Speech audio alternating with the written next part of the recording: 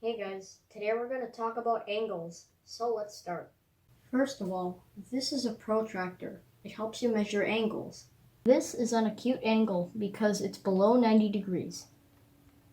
So this book is a perfect example of a right angle. I know this because these two intersecting lines are both perfectly perpendicular to each other.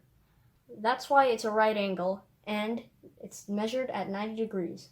As you can see, this lamp is a straight angle, which is 180 degrees. It's a reflex angle, because it's over 180 degrees and less than 360.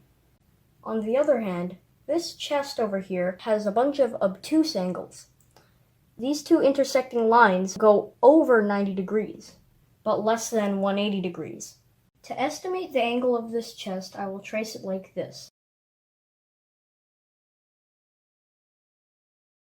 Now I will extend the horizontal line. Then I will draw a perpendicular line to the horizontal line. I will locate the center line in between the 90-degree angle by placing a square paper. Then place a dot.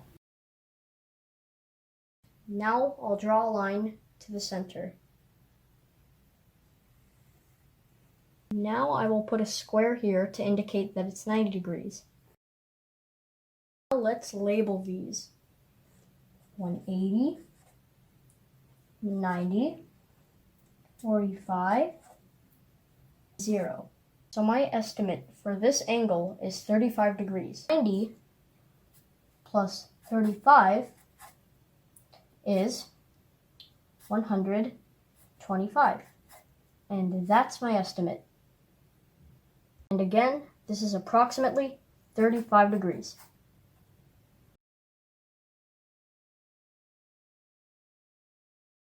The given angle is 165 degrees, and ABC is 90 degrees because I can see this little square here. Next one we're looking for is CBD, so we just subtract 90 from 165. If we subtract this angle from this angle, we get 75 degrees. So now we're looking for DBE, so we just subtract 165 from 180. So 180 minus 165 is 15. And of course ABD is given, but the reason why it's 165 is because you add 90 with 75, and that makes 165. Well, thanks for watching, guys. I hope you liked it. Please feel free to subscribe. Bye!